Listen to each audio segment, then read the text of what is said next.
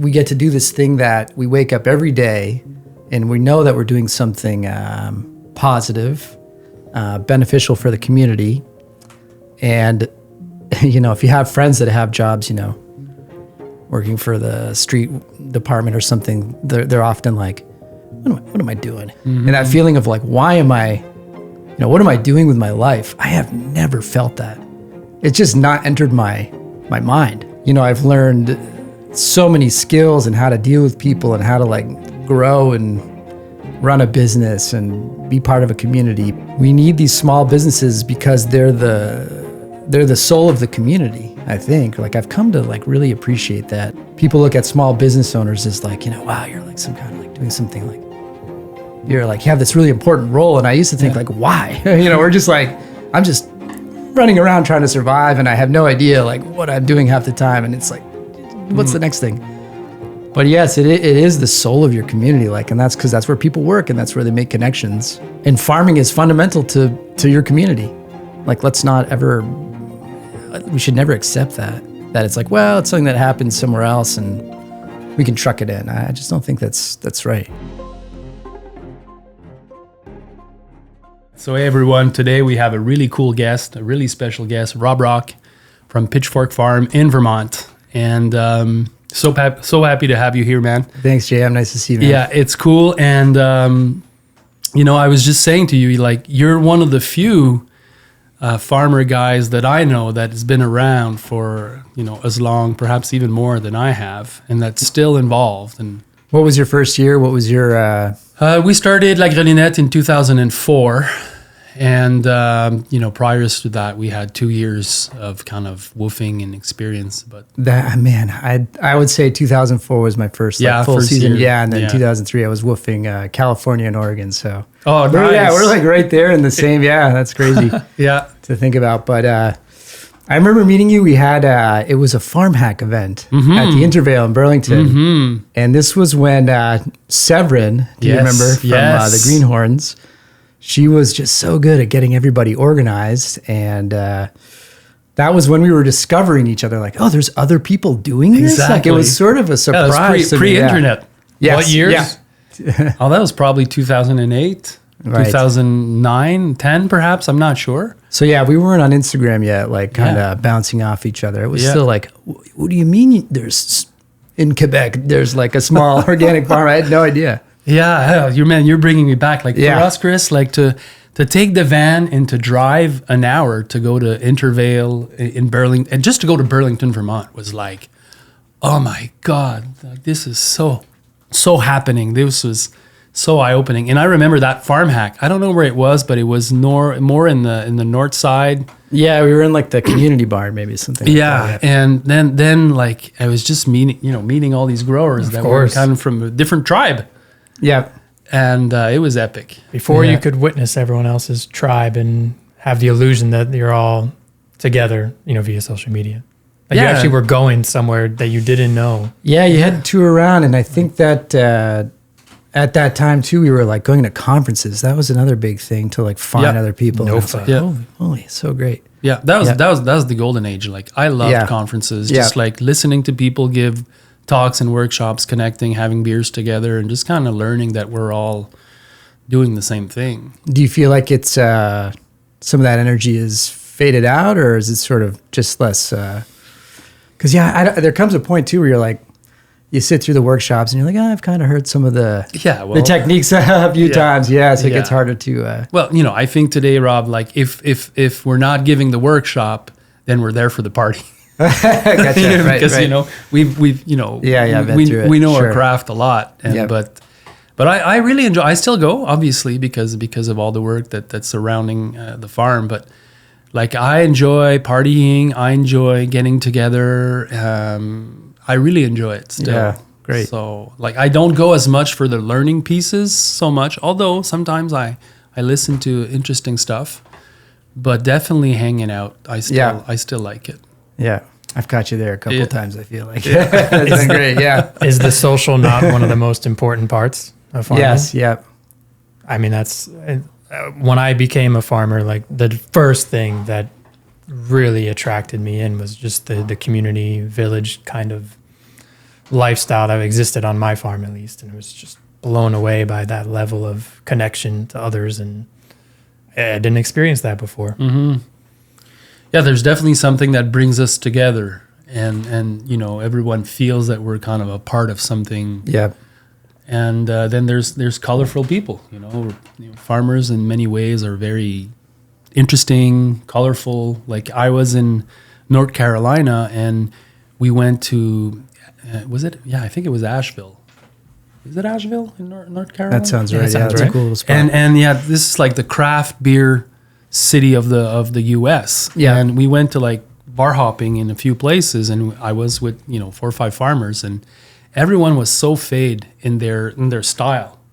Everyone was dressed kind of like whatever, but the farmers, we had hats, we had boots, and we were just kind of, everywhere we went, I was kind of looking at us and say, hey, we have a lot of style here. And Yeah. I don't know. Even the Carhartt, just like the Carhartt garments, they just look so good. Yeah, in a you bar. pop out. Yeah, yeah. So Farmer anyway, swag. farmer swag, and so I like it, obviously. Can we talk about tools? We Yeah, can let's talk about tools. I don't see any better place to start off with you, Rob. Sure.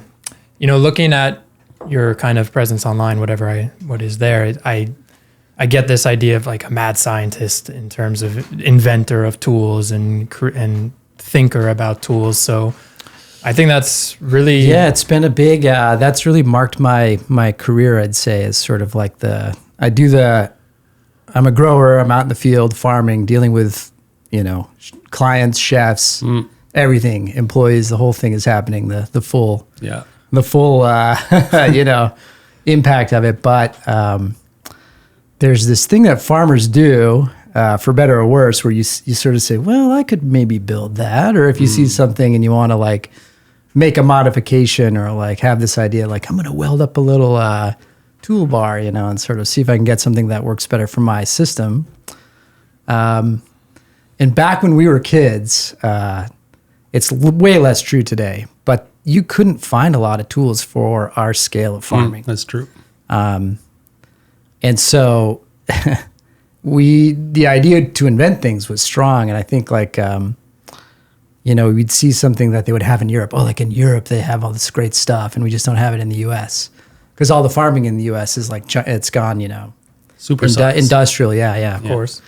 So we'd see a picture of something from like a farm in Germany and we'd try to build it. And I can remember I would like, early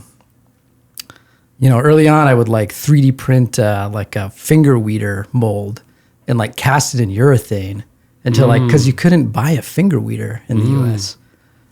So I was doing kind of strange stuff like that in my spare time. Let me think. What happened was we had flooding on my farm. Like really early on, like 2011, we had a tropical storm called Irene come through. I remember Irene. Yeah, that really banged us up because it was like right in August where we didn't have time to replant anything or like recover any of the season. And I was like, wow, this is really this is an intense situation. Because by then I had been farming for, 7-8 years. I was devoted to it. But, how are we going to make a living with this reality of, kind of a climate event that could take your season out? And so I think from there, I really was like, I need to learn another trade that goes, parallel to farming. Like it felt like a really strong imperative. And I picked welding. I went to like all the adult tech schools in the area. And I took like every welding class you could get. And I got certified and I did all the testing and the guys the teachers were so great. They were old timers back then, you know what I mean? Like, Yeah.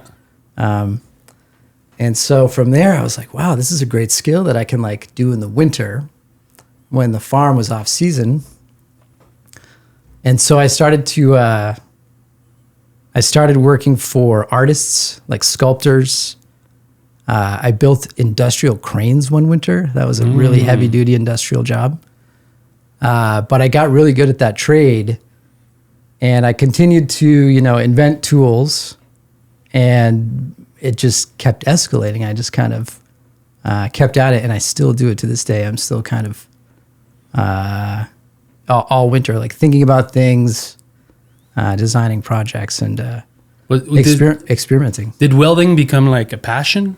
Like just the art of welding, or is it more like just like what you want to achieve in welding is a way to get there? Welding was sort of the road into it, but it's just one aspect of designing or like thinking. Okay. Yeah, so design was really the that's the I guess that's the word for what I like to do, and welding is an aspect of making things or some. And so from within welding, I learned CAD modeling, and I learned how to use a computer to think through a design project. And you learned all of that as you were going, like, in your 30s? Well, again, think about it. Like, let's see. So the Irene flood, I was 31. So, I'd already kind of been in farming for 10 years almost. And after that, I think I got really serious because I think that year, 2011, I made like $5,000 or something, and I was living on my brother's porch. I mean, he had like this 3-season porch, and I was like, "Hey, man, in Vermont, I'm in kind of a bad situation, and I couldn't get to the bathroom in the apartment because it was like between the bedrooms. So I was waking up, putting my snow boots or whatever, and going to like the cafe in the morning to like brush my teeth and stuff because those guys, my brother and his roommate were sleeping late. And I was like, this is time to like think about maybe like, should I go back to school? Like all those things that come up in a farming career when you have a couple of bad seasons, because it can happen. Yeah. And it does. I can relate. It makes me think of my almost a year in a bus. Yep. There you on go. a farm, but making do. Yep. Well, you talked about Irene in 2011. Yep. And I'm sure we'll get to it, but like, was it 2 years ago? There was pictures of your farm and you're canoeing. Yeah, that was last summer. Yes, and this is crazy. Like this is the most crazy farming scene I've ever seen in my life. Do we have it? Do we have that picture? You think it's better on your Instagram or on this Pitchfork? Is from the is from the. Hold on, I didn't think about that. There's one. Man. Oh yeah. So that has happened twice now. Those were big floods, and there's been some small ones, and so we've changed our cropping, and we've sort of figured out, if you have a field of peppers and they get a little water in there and the plants die, there's no time this far north to replant. Mm-hmm. But if you're growing a lot more like baby salad greens, and even though scallions and herbs, that stuff can come back once the fields dry out. And so we've found drier fields. We've changed strategies around for, if there's a little bit of water that can get in the field. But when there's a flood like that where the water is like 5 feet deep, 5 feet over the garden. Yeah, just everything's gone. Yeah, everything was gone. So swales won't save you in that circumstance. No. And is it because you're close to the riverbed? Is it? Yeah, is it Vermont is tricky. Vermont's tricky because we've got it's a state with a lot of mountains, right? And it's the good farmland is along the waterways, and so a lot of farms in Vermont have this exposure to that flooding. Yeah, and I think that's the big question that everyone was asking in the media, like what's going to happen to agriculture in Vermont, because we've got something really special there. We've got all these great small farms and incredible farmers all over the state. We've got a market. We've got a community that understands what we do, like really understands it. Yeah. And they support it. And so we've built this precious, like almost inconceivably precious thing. And it's under threat now from climate change. From climate change, yeah. Yep. Wow. It's giving me shivers, man. Yeah. And if you think there's a river here. Yeah. I mean, if you think about it, a lot of folks that have gotten into agriculture too, they're concerned about doing something about environmental degradation and climate change, but who maybe they weren't expecting to be kind of on the front lines once that reality hit us. Yeah, because they're taking the hit, and I think for us, we were lucky. We were a little more established, and we sort of weathered it. But if you're starting out, it can feel really haywire, or Yeah. What did that do for you emotionally? Like, how did that to this day? Like, how does it affect? It's a horrible feeling because it must be like, imagine your ship, is like out in the harbor and like just watching it sink because you're helpless to really, volunteers will show up, and if you have cabbage that's ready, you can sort of pick it and get it into bins and get it out of the field. But after that, you just sort of, the water comes in slowly. It's not very dramatic. It's not like a tidal wave or something. It's very strange. So you can go out and there's, 3 inches and everyone's walking around and everyone's drunk. Everyone's drunk. Yeah, by like 9 a.m. because it's just, forget about it. Like it's like this hopeless, heartbreaking situation. And the water keeps coming in. And then, overnight it'll peak and then you come back in the morning and that's where the canoes come out. Fuck. And you make the best of it. Yeah, we go out and we paddle around in the sunflowers, they're like down at the water level and you're sort of paddling by them. But it's a slow burn, like, because you can also see the river predictions are so good now. And so a few days ahead of time, like it's coming. And you watch the prediction graph going up, up, up, up, up. Wow. How ominous. Yeah, and everyone's sort of calling. Yeah, to everyone listening, go see the Pitchfork Farm Instagram and look at the pictures of what Rob is talking about. It's like, it's crazy. Like, you're talking it from somebody that's lived it twice. Yep. But for me, looking at that last year, I was like, oh my God, like I never imagined something like that. That's even possible. Yeah. Like 5 feet is a lot of water. And that was not a hurricane. That was not a hurricane. That's what's kind of weird to me, because growing up in Jersey, we had a few hurricanes over, especially when I was in like around 2000, I think like 5 to 2010. There was Irene, there was, I don't remember one of the others, but what hit heavy flooding we had on the Raritan Sandy River. Maybe? Yeah, hit, Sandy Brooklyn. was big time and hit New Jersey hard. Yeah. And those caused floods for sure. But at least, I don't know, it's a hurricane. So I feel more like, okay, I accept that the hurricane caused a flood, but just kind of run of the mill, rainy. Well, I have all these like theories, like when this kind of stuff happens, you're like, but what? But why? And it was an El Nino year. And so the ocean gets warmer and the surface of the ocean gets warmer because of the way the currents are circling or cycling. And the air gets warmer, and warm air holds more water, which is going to be this big thing with climate change. Like the ocean's going to get warmer, the air is going to get warmer, it's going to rain more, there'll be more precipitation. And I guess the way that rain will move will kind of dry out zones in its wake. But yeah, so I think it was like an El Nino kind of just a tropical rain that blew up from Florida and just nailed us. Right. Do you know if historically because like obviously in the past there's always been random, odd, wacky weather events. Yeah. It's more about how often they happen now. But do you know, like, did that river flood where you were? Like, was there some historic events that you were aware of? Yeah. So Vermont had this back in the early 1900s. People were cutting all of the trees down in the state to raise sheep for merino wool. This is this big, this big money-making agricultural. The story of all the old stone walls of New England. It's all about sheep. Yeah, they had all these sheep everywhere, and they cut down every single tree on every single hill. Wow. And there were mills along the rivers in Vermont that, they had hydropower, and they were making they were processing the wool there.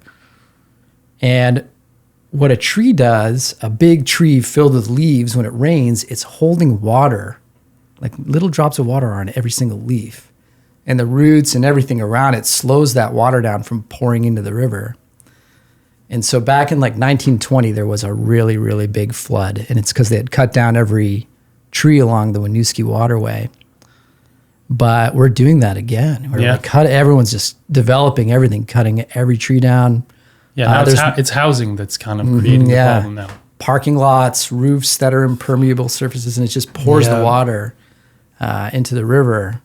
And if it's raining more, you've kind of got this mixture of, So is it going to happen again? What does the future hold? I'm imagining, that there will be more like this, and will the frequency increase to the point where, it gets difficult to grow crops along the waterways in Vermont. I don't know.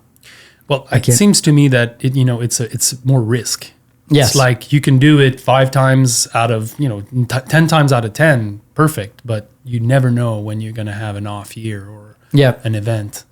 And it kind of reminds me, like, when I was young, and we would listen about what's going on in parts of Africa and sub-Sahara where they're going to drought and they're losing everything. Yeah. And it like we never see the world like that because we have so much of everything here. Like, but when you lose a crop due to climate, due to an event, it's like you lose all the income from a year.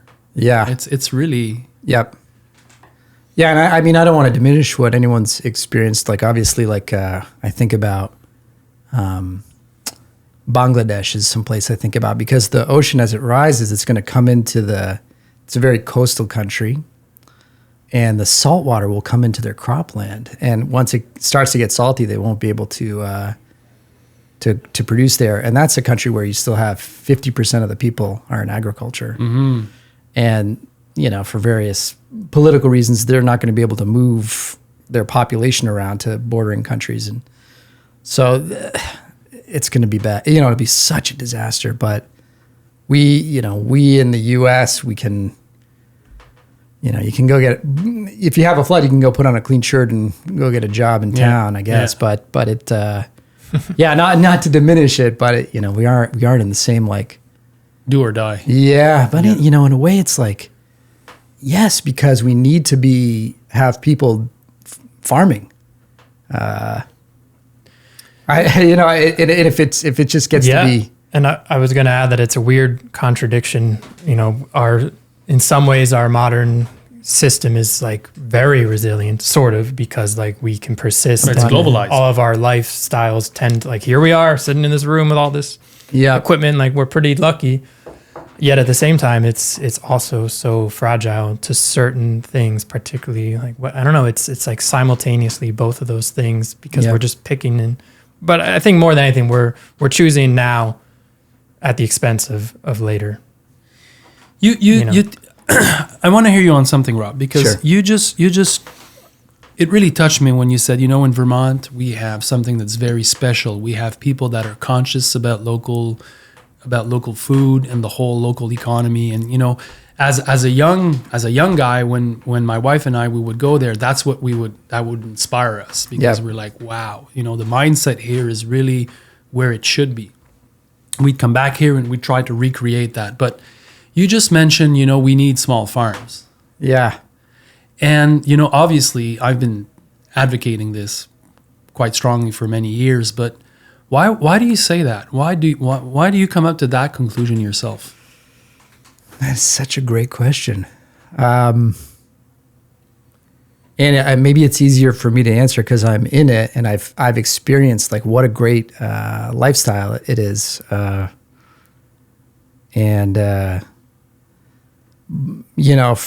somebody that's lived it, it's like, oh, wow, we get to do this thing that we wake up every day and we know that we're doing something positive, beneficial for the community. And, if you have friends that have jobs, working for the street department or something, they're often like, what am I doing? I'm like making like I have a friend who does like a drawing for like a change in like a city street that never even gets, a project that never happens, Mm-hmm. And that feeling of like, why am I, what am I doing with my life? I have never felt that. It's just not entered my mind. Mm-hmm.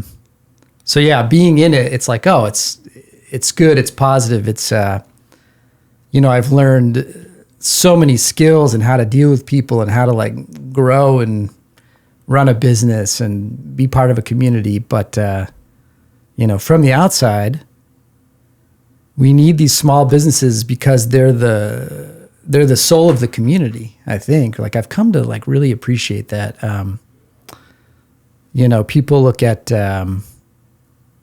People look at small business owners as like, wow, you're like some kind of like doing something like, you're like, you have this really important role. And I used to think like, why? We're just like, I'm just running around trying to survive and I have no idea like what I'm doing half the time. And it's like, what's the next thing? But yes, it is the soul of your community, like, and that's because that's where people work and that's where they make connections. And farming is fundamental to your community. Like, we should never accept that it's like, well, it's something that happens somewhere else and we can truck it in. I just don't think that's right. Mm-hmm. This episode is brought to you by Bootstrap Farmer. Bootstrap Farmer is an amazing company. It's focused on making high quality, durable, and ecological products for farmers and gardeners. They really stand out for me because, one, they manufacture their product right in the US instead of relying on overseas factories, and two, their focus on durability and sustainability. This means no single-use plastics that you have to rebuy every year, and no cheap, flimsy metal that won't last. Their hoop house kits are among the best out there, made of super thick galvanized steel that will stand out to the elements and last you a very long time, I guarantee it. And their seeding trays are absolutely indestructible. Believe me, we did a test here at the farm. A car ran over the trays and they literally didn't even deform. On top of that, the Bootstrap team is passionately dedicated to seeing the farming community grow and thrive. And that really means so much to me. You know that's why I do what I do here at the Market Gardener Institute. So if you care about what kind of companies you support with your dollars, check out Bootstrap Farmer. You can find them out at bootstrapfarmer.com. Thank you, Bootstrap, for all you do. Love you guys. See you soon. You agree with that? This is gospel. Like, I'm listening to this too. And this is what this podcast is all about. It's like farming, community, lifestyle, ecology, and you know, raising consciousness around that, because it's and Chris was saying, like, he drank the Kool-Aid, and ever since he's been on this journey, and the community that we have here, and you've been here around a few times now, and it's like, it's epic, like, and it's because of the farming. Like, there's the farming and the fact that there's enough people that want to support it.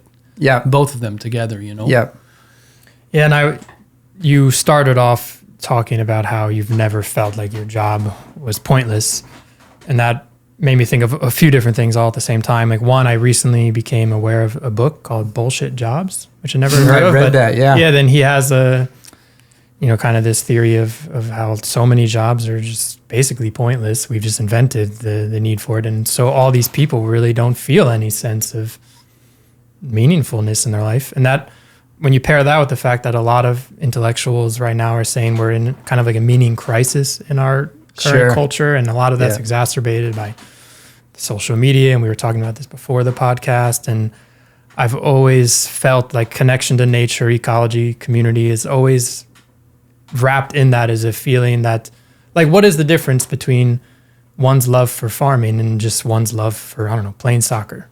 Like, there's a difference. Are they, you know what I mean? Like, would the person that just whole life is about soccer, would they argue like, I love soccer just as much as you love farming, man?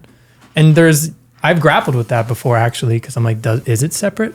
Yeah, and the way people make meaning, I guess that's a very private. What I would often come back to is that, though, well, yes, it might be meaningful to them, but it's not like meaningful in a broad enough context that it really connects you to like the rest of the world. Yeah, does the world respond to you in a way that like reinforces your meaning making? And I think farming does. It's just sort of it's around the clock. It's inherently meaningful. Yeah. Like it's food. I mean, you can't, and it's the basis of humanity and culture for like all of time. Eating together, growing things, making things.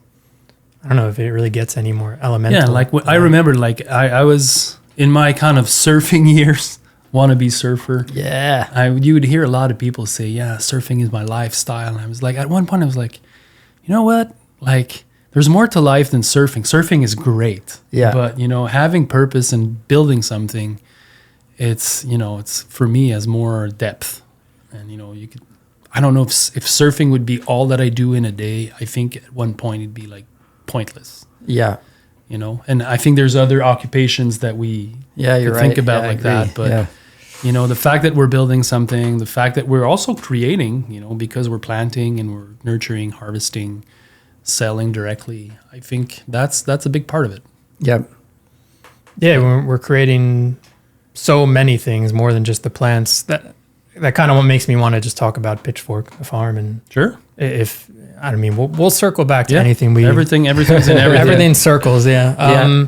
Because you've had Pitchfork. Did you co-found this farm or? So I have a business partner there, Eric, and he the Intervale was an incubation spot, so you could back starting in like the late 90s. The Intervale Center, the nonprofit, would take business plans, and you could kind of rent some land and try out a business plan, and some pretty wild stuff people have done down there. Is it still it's still happening? The incubation program is done, and I think I don't really know the internal decision making there because it's this nonprofit that directed those decisions, but maybe some of it had to do with just the risk of The flooding down there, and making sure that the established businesses were able to have access to resources and not, because there have been a few, and this is any business. Some folks will come through and start a business with eggs or something, and they have all these hoop houses and then just leave them, in the business, and there's the garbage kind of would get pushed up, and you have to clean it up over time, but. So I worked for a few years for another farmer on the Intervale, and then I joined some friends. They wanted to do a cooperative, and we worked together for 3 years, and that kind of fizzled out when a couple of people in that business decided to move out of Burlington. And Eric had been down there for a few years, sort of they put him on this horrible back parcel, and he got flooded a little bit out there. But it was like a minor flood, well, not for him at that time. But let's think what happened. One of the bigger farm businesses bought land and moved off the Intervale, and so Eric and I partnered up in 2009 and took over this 4-acre field, which for us at the time was like huge. Holy moly! What are we gonna do? Yeah. And so that was a big thing. And then from there, I think it happened pretty quickly within a couple of years. This could be a viable business. This is growing. Mm. And Burlington was just responding to Vermont was so advanced. I don't know. I feel for a lot of the country, people were just so responsive, and you can kind of knock on the back door all dirty with a bag of lettuce. A lot of the roots of the organic movement are really in the region, right? Yeah, I think in so. The Northeast in general, but in New England, especially in sure. Vermont, Burlington. And some of the folks who've been doing organic farming since the 70s, they're in Vermont. Yeah, you'd go to the airport 20 years ago and you'd buy local. Farming is the future. It's those are the guys. Yeah, those are the guys at the Skinny Pancake. Those guys are way ahead of their time. Yeah. Okay, so you started on 4 acres, Pitchfork, and just. Fast forward now, what is it now? Is it still 4 acres, and how many people are on the farm? Let's see. We've got about, we just added a couple fields. I should really look this up. I think it's maybe 28 acres now. Okay. In that neighborhood, right. Okay, so it grew. We've been growing and growing, and we, with the exception of the floods and the pandemic, which is another kind of curveball. We've had a pretty steady trajectory of, because you get better every year. That's another amazing thing about farming is you learn the soil, and you learn the seasons, and you learn the market. And so we've just gotten better and better at what we do. The markets are more precise also. You know who you're selling to, what they need. And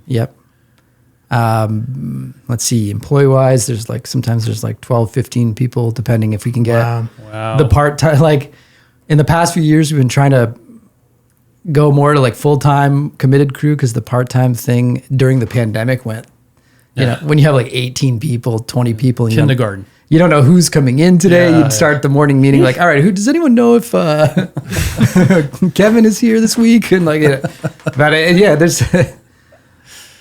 there's a lot of people to deal with in farming. Oh man, it's a big thing. We're starting to feel that. I think Eric and I, as we sort of get older, it's just the vendors, the crew, the clients. It's a lot. It's a lot. Yeah. But the crew is the where the energy goes. Yeah. And you can get, from my experience, you can get high on that because when the crew is working in harmony and everyone's doing the work, it's so fun. So fun. Yeah. I wanted to cue in with something I noticed on Instagram. I don't know, you wrote it or perhaps your partner, but had a post where you said, you know, having a crew and loving the people you work with is just so important. Yeah. And I want to ask you about that because in my past experiences, for sure, like the crew, like the best years of farming for me, it was all about that. It was the little, you know, close knit kind of family that we had. That was just like, that was really the magic of the season. And I just want to ask you to reflect on that. And I also was curious if do you have some members that have been recurring over many years so that you kind of build longer term relationships too? Yeah, of course. And then, you know, seeing people grow into like new things, into their own farms and become, you know, farm managers. Yeah, we've seen all of it. I think like part of the lifestyle of like when you're working so hard and you're out there all day, like at the end of the day, you know, might as well just kind of like hang out for a little bit after work. And that doesn't happen. Cause I've had, like I mentioned, a lot of jobs, sort of, you know, welding industrial cranes or whatever. No one's going to hang out after work. It's like, ding, 5 o'clock. You're like out of there.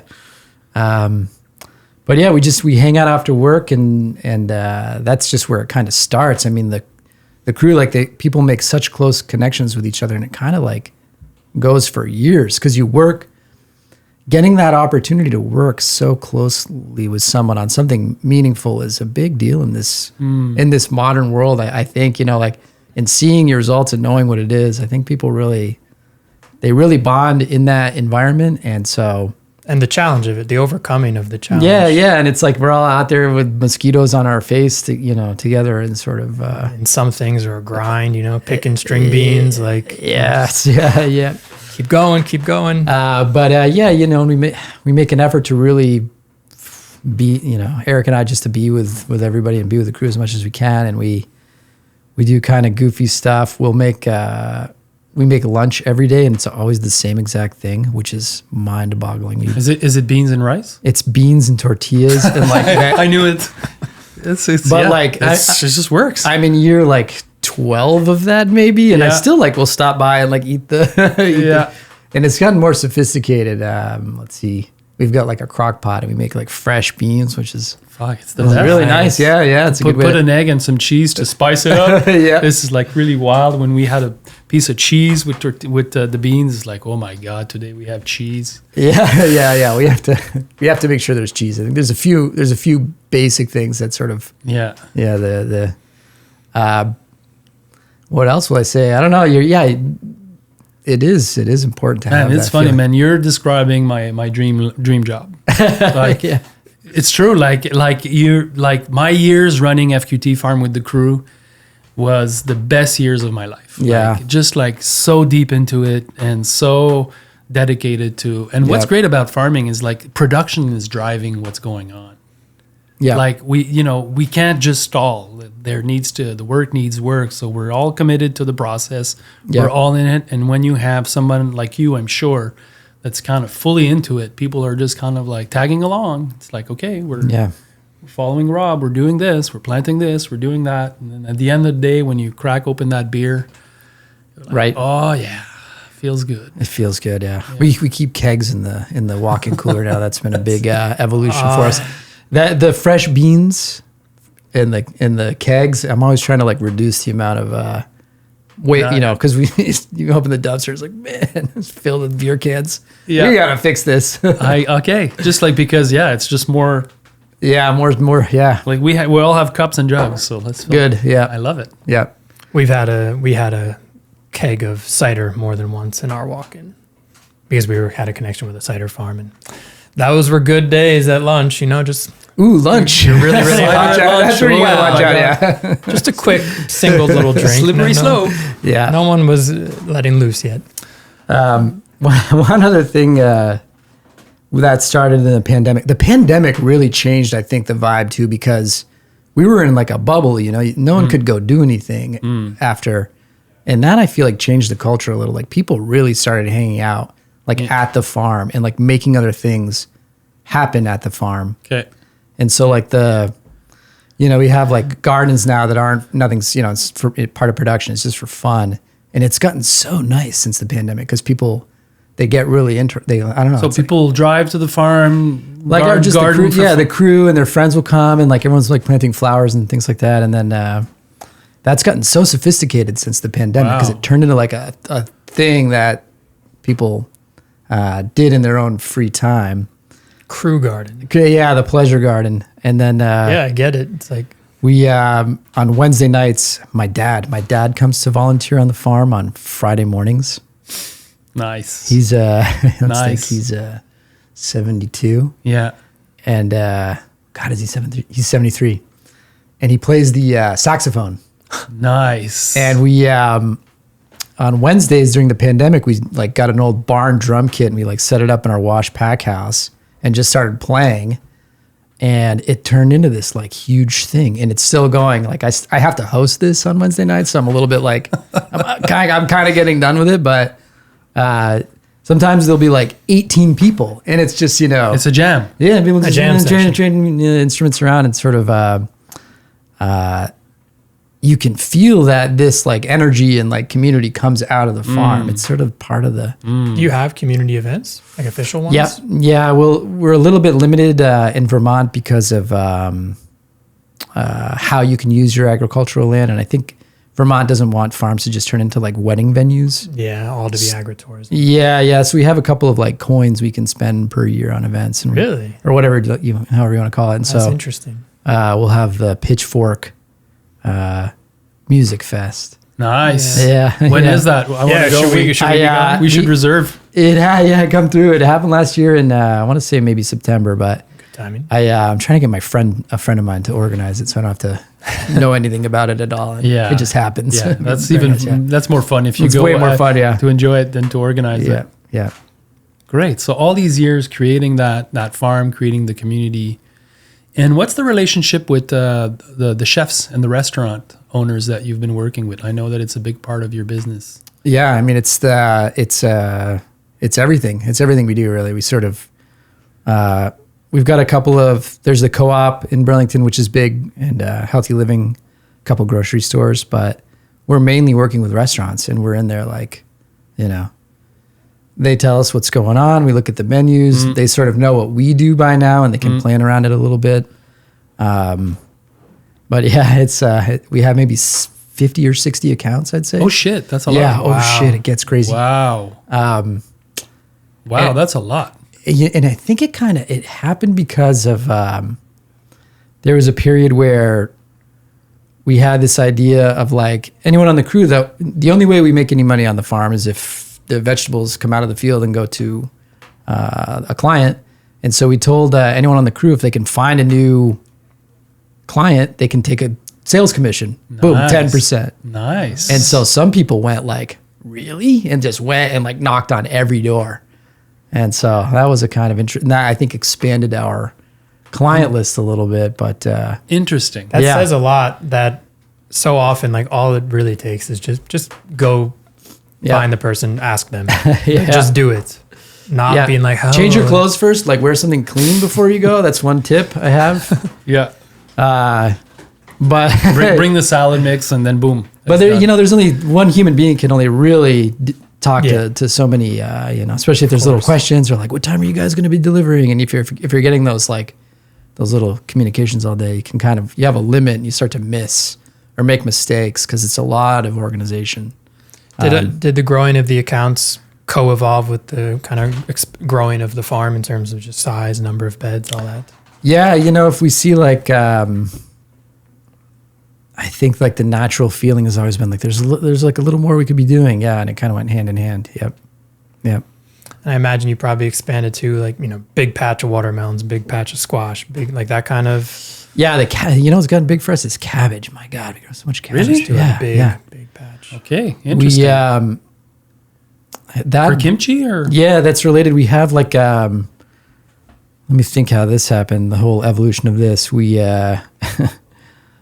back during the first wave of podcasts. I don't know if you guys were tuned in back then, Yeah. but there was always the commercial for Blue Apron. Yeah. And I was Yeah. like, what is this crap? Is Yeah. this another like load of crap that we're going to get from like Yeah. corporate, Yeah. take over into our market? Yeah. And so I ordered a couple of them and I was like, this is terrible. These were meal kits. yeah, meal kits. Meal kits. I was that like, Oh, we I could- remember that. This is crap. It's full of, packaging. We can do Yeah. we can do better than this. We can do something local. And right around that time when I was thinking that, I met these guys from right outside of Atlanta, Georgia. Joe from Love is Love Farm. Okay. And his wife was running something called Peach Plate Georgia or something. And they were this local Blue Apron thing. And I saw her at an event and she like told me about it. And I was like, oh, let's do that. And so we got a little commercial space and bought all this like packaging stuff. I mean, really cheap.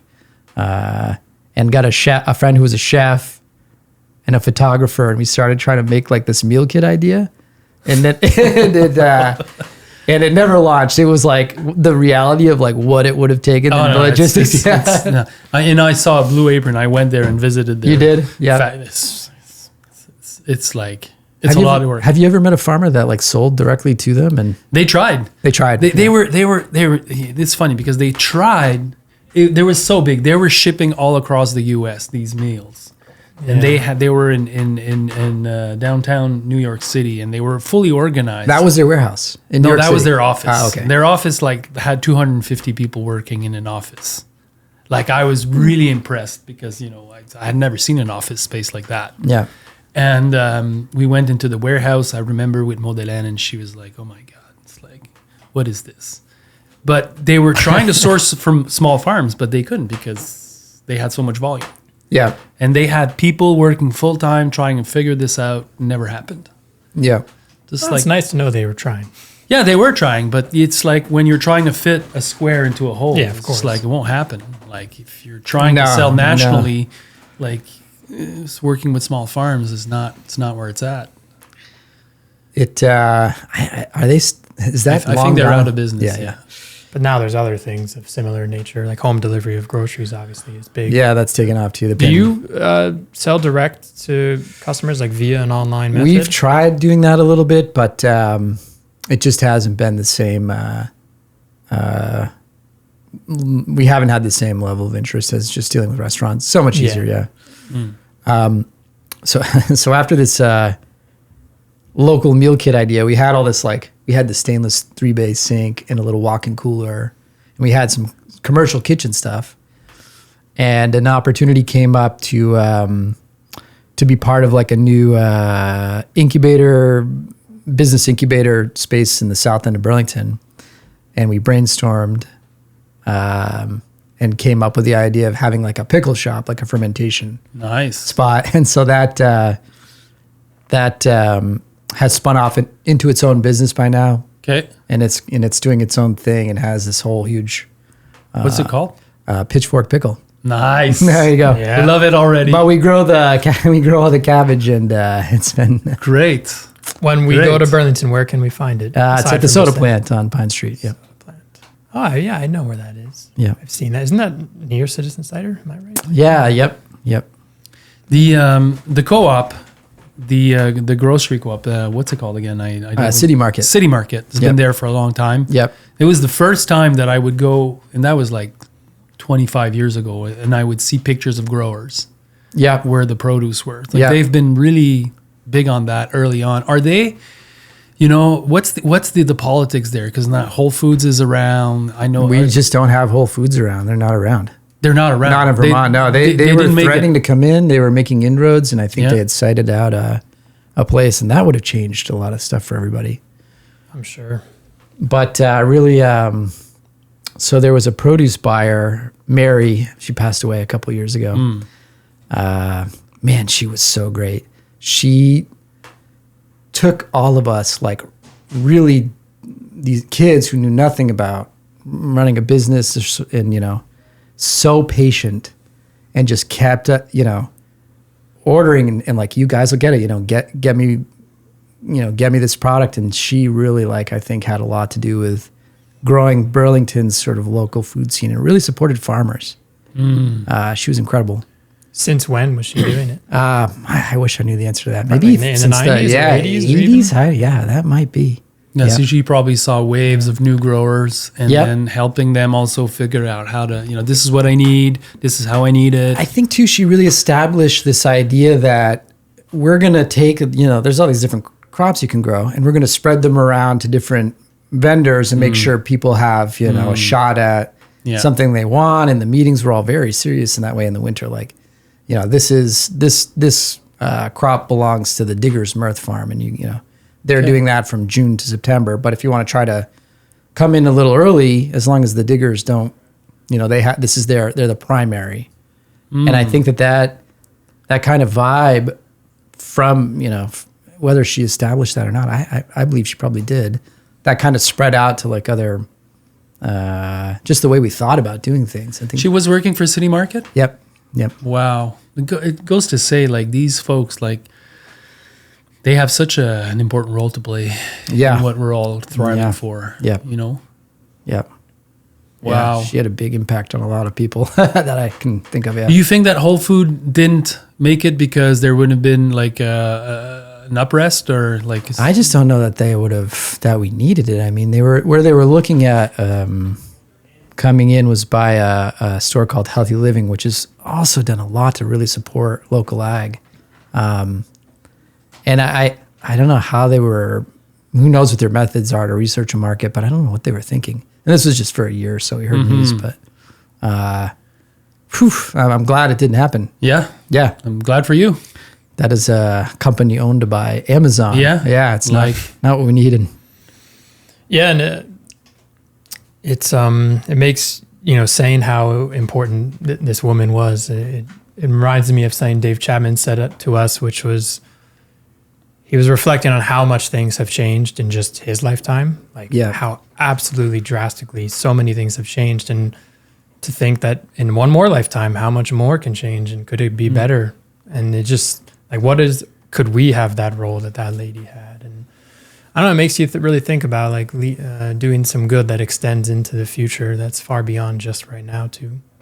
Yeah. I think for this movement to keep evolving and to thrive, obviously there needs to have farms and farmers, but the support cast is so important. Like the people that are organizing farmers market, doing a good job at that, doing a good job in grocery stores, even the restaurant owners. It's not everyone we had Dave McMillan here from Joe Beef. Yep. And he was telling us, it's really easy to open a big catalog and order everything, like cutlery to shrimps to peppers from one place. I heard that clip actually, and I've often I wish I understood better from the chef side, because I know they're making an effort to deal with us, and just thinking about there's one of our restaurants we deliver to. You have to get the key around the side, come in and turn off the door alarm to deliver, because they're not there until noon or something like that.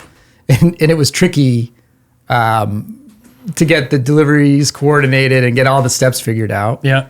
And so I felt bad. I'm like calling and apologizing to the chef. And I dropped off everything to him late a couple weeks ago. And he's like, listen, man, it's totally cool. Like, I'm not like, you're all good. Like, I know it seems like I'm a little frustrated, but I'm just trying to, you're totally good. Like, and he could have, been, pissed off. Or like, what am I dealing with this for? It's it's extra. It's just extra work. But yeah. It's because they care.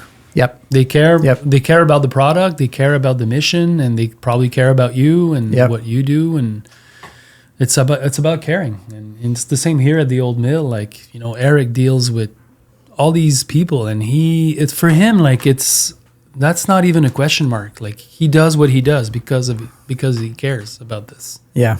This episode of the podcast is brought to you by Ubi. Ubi stands for Out of Our Own Backyard, and it's an online platform built for small farms and food hubs just like you. So they'll help you increase sales, simplify packing, and optimize deliveries, all so that you can focus on what you do best, which is growing incredible food. Hundreds of independent producers are already using Ubi to sell directly to local customers and build thriving businesses. And here's a special offer just for the Market Gardener listeners. Mention the podcast at sign up, and Ubi will give you 75% off the onboarding fee. That's right, 75% off to get you started selling today.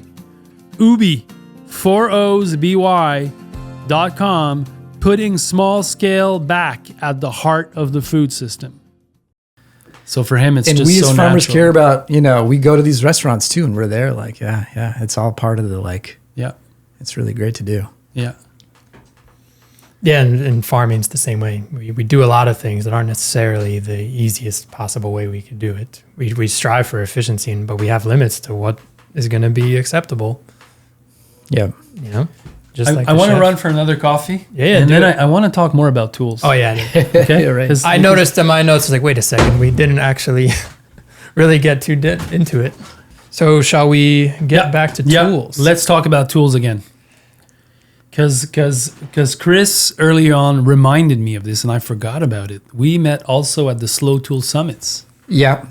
and this feels like way back.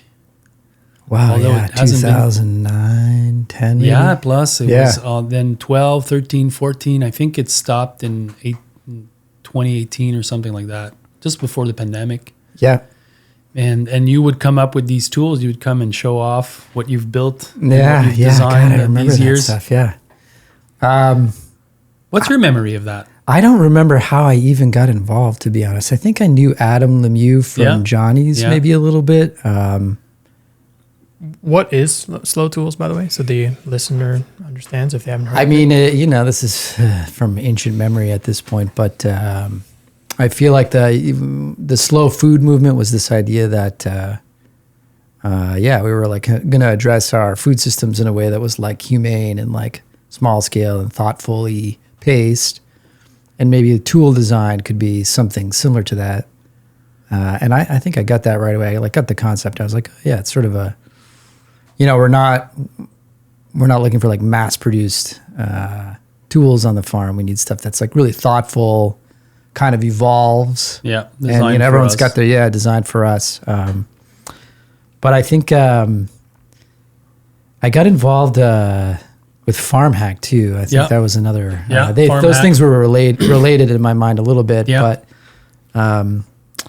I forget who it was. It was Ben and Lindsay from.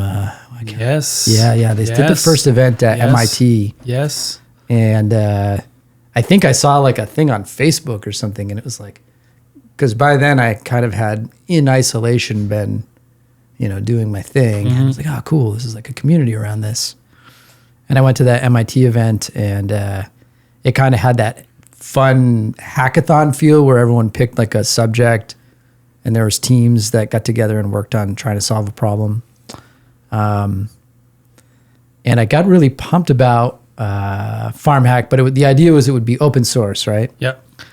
And as I started to, maintain a workshop, buy materials, and prototyping, everything would cost money. And so if you're developing software, everything's, your time isn't free, but you can kind of change your code and bounce it off somebody, and it comes back and forth, and people are contributing. And I still feel kind of guilty about this, because I loved the idea of Farm Hack and that whole idea of developing things, slow tools, and like as a community. But earlier on, I was like, I feel like this isn't like addressing some like elephant in the room where, these hardware projects, if they're going to be open source, Who's paying for this? who's paying for this? Yeah. And so, I had done some SARE grants, which is something in the U.S. It's Sustainable Ag Research Extension grants. Wonderful program. Yeah, and so I think that was my first project. I had seen the Prone platform hand weeding machines. Yeah. And there was a company called Ella Mastari or something. I can't remember. Maybe it was an Italian company. And it had like a gas engine on it, and like for people with like tank treads. Yeah. And we just So people are weeding on their bellies. Yeah, you can lay down and sort of what I thought the big advantage was. I could right away. I was like, oh, both your hands are free, because when you're weeding into a bed, you're leaning on one hand, and it's taking away half of your and if you're action. If you're reaching all the way across, it Yeah, can be a bit it tough. is tough. Yeah, it's tough, and you could have a shade over you. Like, oh, this will be great. And so, a friend and I did a SARE grant, and we built a pedal powered, like a human powered, where you pedal with your. I remember that. I remember that, the pedal power. I don't know if I have ever we put reference one. some videos? I don't know if I ever put one up there. Maybe there is. Well, there's the thing. Like, But here's- I remember the, Here's the just in cedar also. general. I remember that. yeah, this thing has the motors and the batteries on it by this point. Yeah. But again, the first one was pedal powered. The first one was pedal powered. It was a Sarah project, right? Yeah. And so by this point, I'm probably And you're 9 years ago. transplanting My here. God. Planting onions, yeah. Yeah. And really cruising in some sense, going way faster than. But we had never seen this in real life, and so I was like, I'm gonna build one, and being involved with Farm Hack, it was kind of fun and sharing the ideas and talking about it. But the amount of effort that went into something like this and the cost, it was non-negligible. Yeah, is a lot. And so I started to have like a internal conflict with it, and philosophically, I was like, I don't know if I can continue to put energy, because I was driving around New England going to events, all on my personal whatever. Yeah. And I think I remember the washing machine hacking. Yeah. Yeah. Good God. Is that So, you that started that, by the way? Whoever I would love to know who did that first. I would love to meet that. I can tell you that in 2001, Yeah. I was in New Mexico and we were spin drying greens in washing machines, but we weren't hacking them. They were just straight up in them. Well, what happened over time is we lost the ability to put it on the spin cycle, because it had started to have microcontroller or whatever. That's true. So that screwed everything up. And, during that time, I was figuring that stuff out and talking about it publicly a little bit at these events. And I was starting to get, during the day, like a phone call, like, hey, man, I've got this Whirlpool G1754. You know what this red wire does? And I'd be like, man, you got to be kidding me right now. I wish I could help, but like, there's got to be some better way to handle this. There's no documentation. Mm-hmm. And I get that we're doing this open source project, but why are certain contributors, getting the majority of the pressure to like keep the thing going? And looking back on it, I wish I had just said, stuff that, like, let's keep this project going. And I should have stayed committed. I feel bad that I fell to the. You see what I'm saying, though, right? I get it. Like I get it because now I'm involved in tool making, and I have a tool company, and I see that when people are freely designing, sharing, giving, it's like at one point somebody's going to take it and commercialize it, sure, and you're going to be the and it's too bad, but unless somebody commercializes it, really, like, not everyone has your skill set to weld and to even put this up, some of that, like looking at this earlier prototype, the welder that did some of those welds was like $2,500 at the time. Yeah, and it's quite sophisticated. Yeah, and how many people, if anyone, are using some of these out there? Like, have you made some? So I ended up, as I moved away from Farm Hack, and I started to get better and better. I worked for. So as I mentioned, I worked for some artists, doing sculpture. And then from there, that I worked for an industrial design shop that did interior lighting and like furniture. And I started to get really good. Like, I was getting really good in there. And like, I was like, oh my God, I didn't know I could even get to this level. And I was sort of inspired by working in manufacturing to try to do it on my own.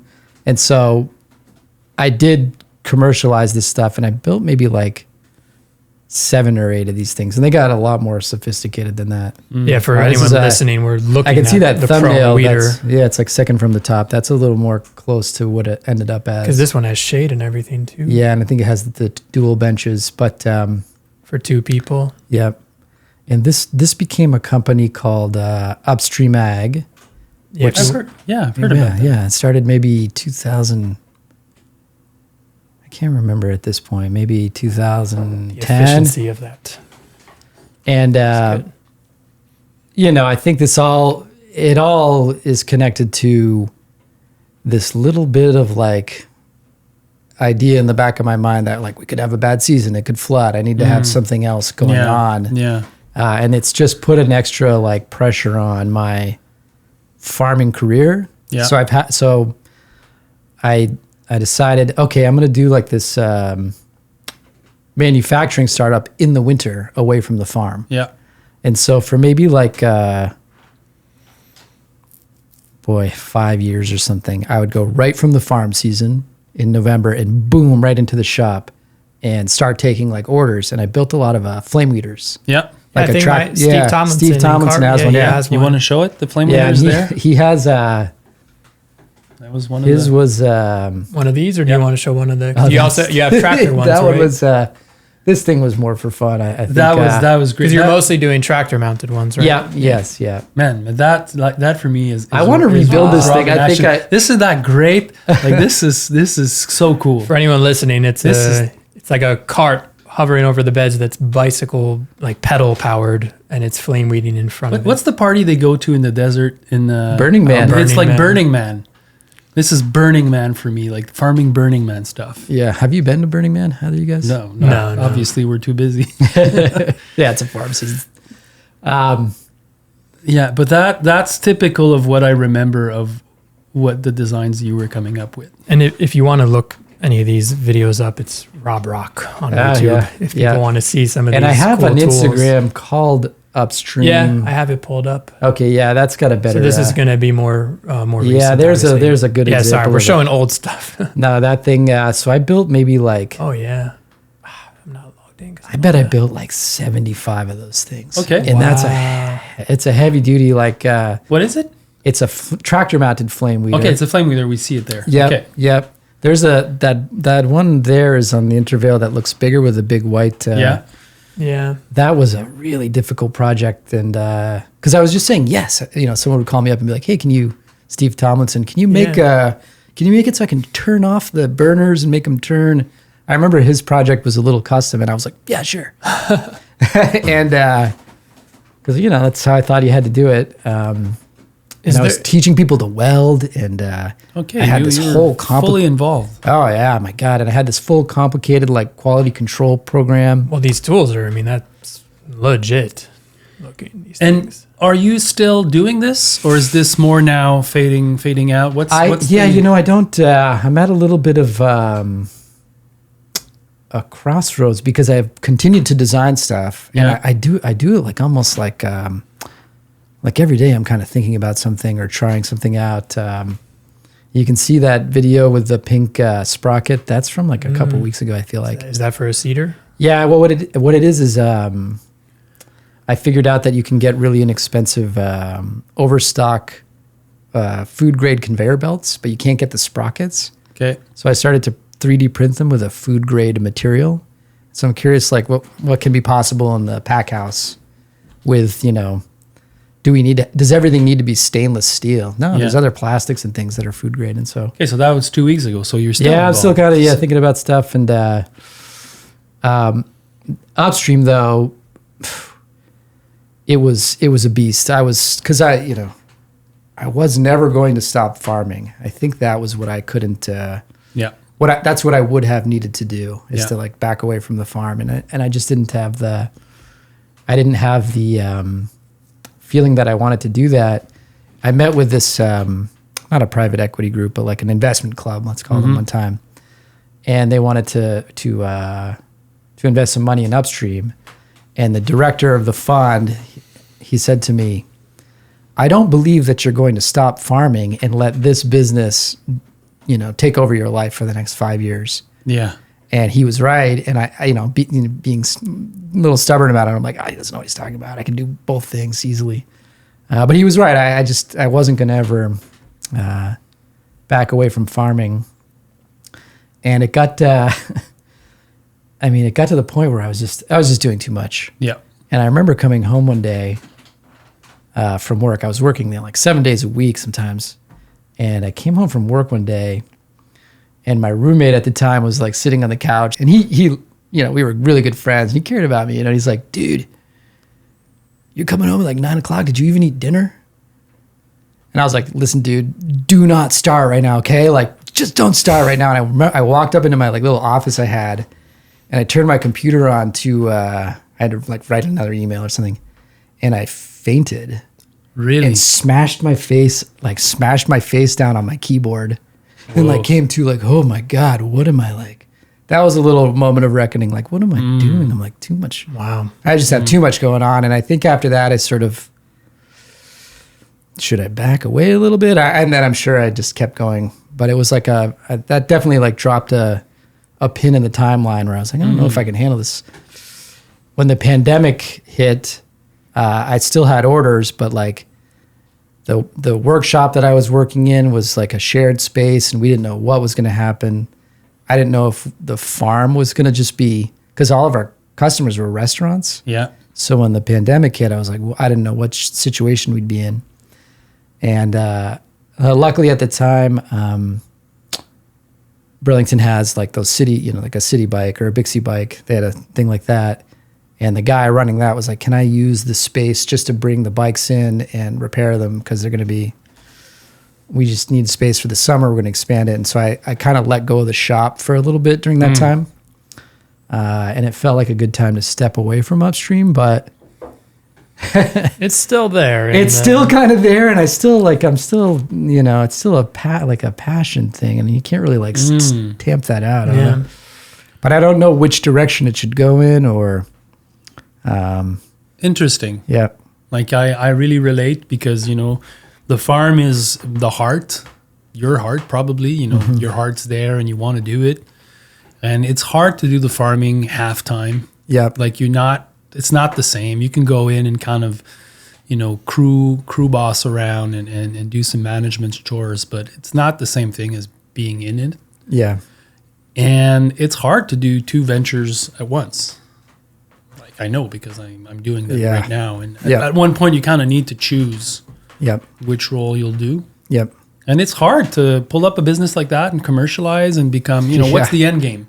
Yeah. The end game is that you have 25 employees and then you're running a factory. And what's the end game of that? I imagine that because I was going to, I was around like talking about my work and like going to setting stuff up at trade type of shows. But I was like, maybe somebody will I'll meet somebody and there'll be like a little chemistry and then that. Yeah. I don't know why I imagine that maybe during like a fabricator that has space and employees that make things. Or I was trying to figure out how to, because I thought it was like, I was like, oh, this is cool. Like somebody's going to want to. To do it. Yeah, jump in. But it just didn't kind of happen that way. And I think like the fabrication shops I worked with, they weren't going to be like, you know what, everything we're working on now, let's stop it and focus on this. Like, no way. You know what I mean? So I just, maybe it was like the wrong products too. I was building these huge things. And one of the things I was doing at the time was like this little plastic box that you could plug into a washing machine so that it would run on the spin cycle. Yeah.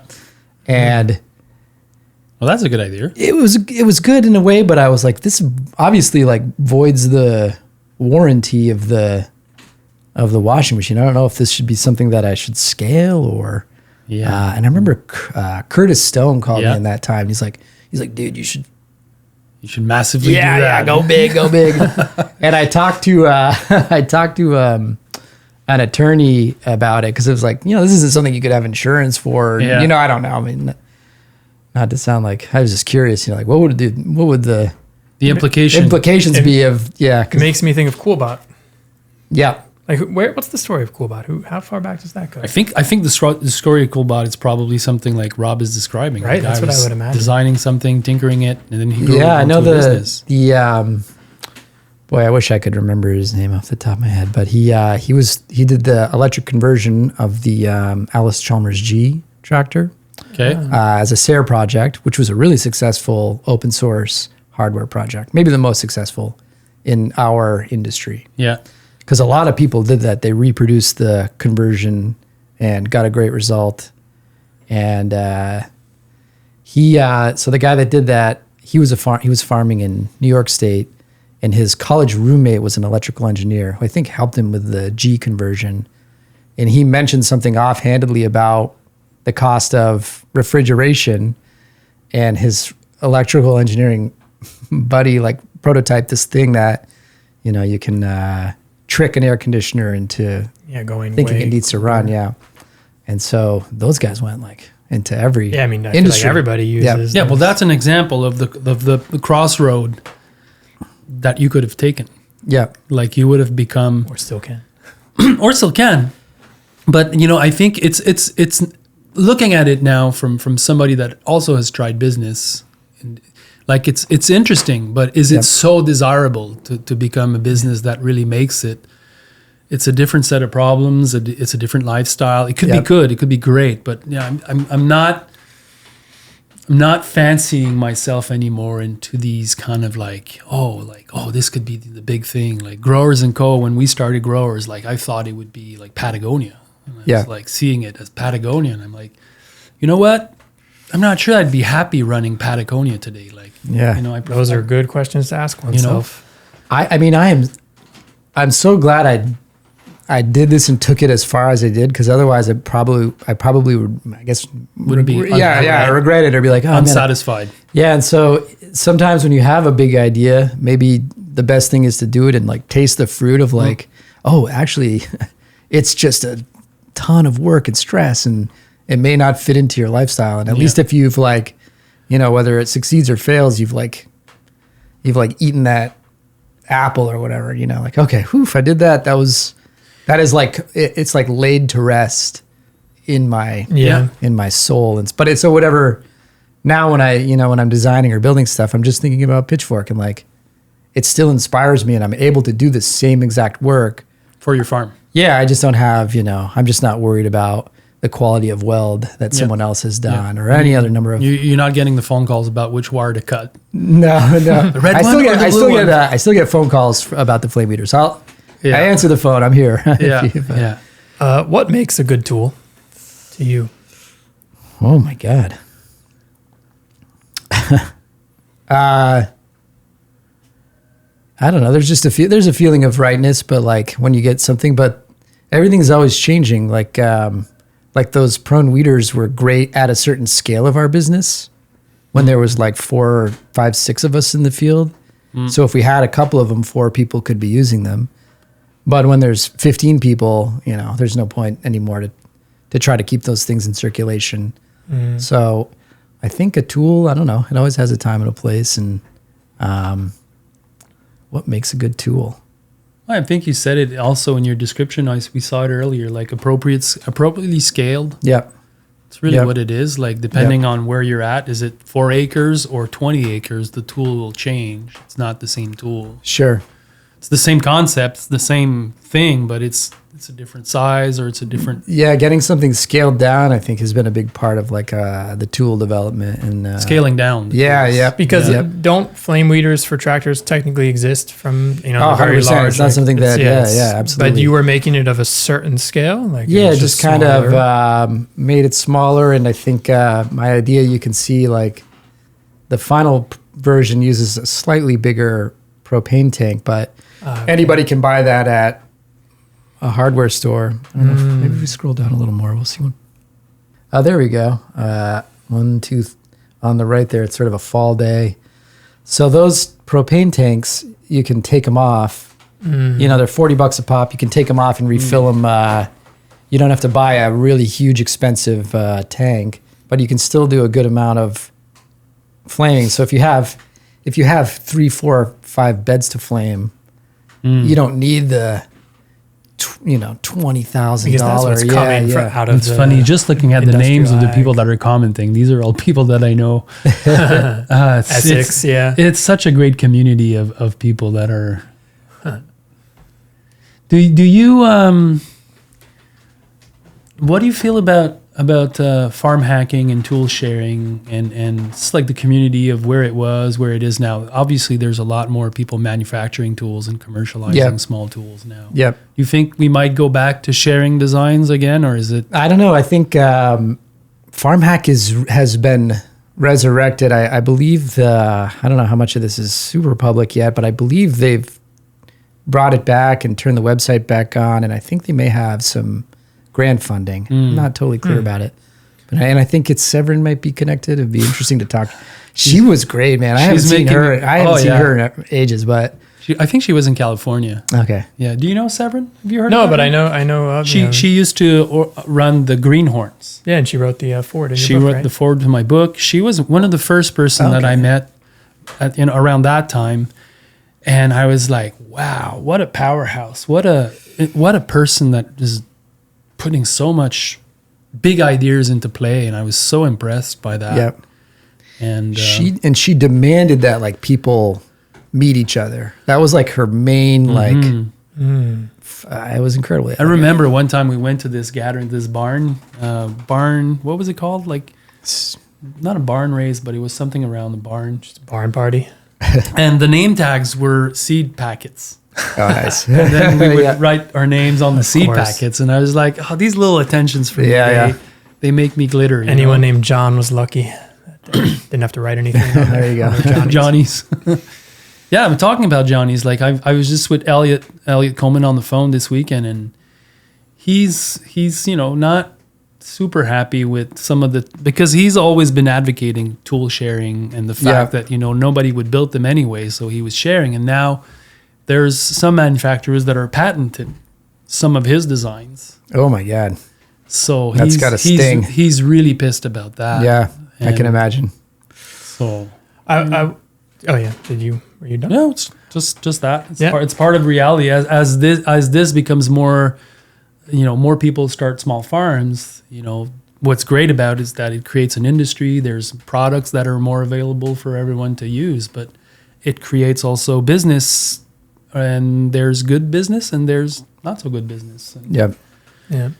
I wanted to ask you, at what point do tools stop becoming slow? And at what point can we go too far and just like re-enter industrial, if that means it makes any sense? Like, kind of, where do you see the kind of I don't know, like the next, so here's the thing that's going to happen, and none of us are ready for it, although we hear about it all the time, is that so if you call it AI, like that means something very specific right now. It's like Chat GPT conversations or something. But what you can do now is you can teach a very inexpensive computer, like a little $50 Raspberry Pi. It's a little teeny cheap thing. And you can plug a webcam into it, and you can teach it to see things on your farm. And that, I think, could potentially change something about tools and technology on the farm. And it already has. Like, the big farms in California, I don't know if Quebec or in Canada, if you guys have the same we have the big idea that you're competing against these huge industrial, because in the U.S. it's like California is where they're setting the prices, they're setting the quality standards. But and these cameras would look at insects. They would look at farm workers. Like, I think even who are the manufacturers that are they're in Quebec? Dubois? Orisha? Huh? Orisha? No, Univerco maybe? How do you say it? Yeah, Univerco, yeah. They're in So, they're like, it's something that like, you'll see like a weeder that can see your crop, and it has actuators where it's like getting the in-row weeding done. And I think Univerco is building like a precision, like camera-based like application for whether it's fertilizer or pesticide, I'm not sure, but these precision, sort of guidance. And this stuff sounds like super far-fetched, and we'll never see this on a small farm. But we will. We already are. We will. And the reality of this stuff is that it's anybody with a little interest could build one of these systems and teach it what a weed looks like and what a lettuce plant looks like, because this stuff is easy to do now. All the documentation is online. It's all mostly free. So it could go at night. It could just go. If it shined a light on the ground, yeah. And imagine the next morning you're waking up and the farm is weed free. It brings interesting questions. Great. And then 5 months later you wake up and the machine destroyed the whole field, and you're like, fuck. And actually, total aside, but it's a very funny story. Have you ever heard with those robotic vacuums that people have in their houses? There's stories of their dog poops overnight, and then the vacuum just smears it across the entirety of their house. And it's like, But this is interesting what you're bringing up, Rob. For me, and Chris knows this, like what I'm observing, because I'm in these conferences, international conferences about climate smart farming, and I'm when I'm going there, what I'm trying to just say to everyone is like, hey man, we just need people farming. Like, forget hydroponic, supersonic farms. Like, technology technology scaled to help small farms? Yes. But that's not what I'm hearing. And the money's not going there. The money's going into these big operations. And all of this technology has the only real aim of it is to reduce the amount of labor. Yeah, which for us would be good for small farms. If it's geared towards small farms, what's the problem? The question I have is like, in North America, what is it? 1 or 2% of the population is in agriculture, and that number could drive down to 0.5, 0.2%. Is this going to be, this next wave of tools? Is this going to because think about the job of hand weeding, right? Yeah. We grow 3-4 acres of carrots and beets every fall, root crops, right?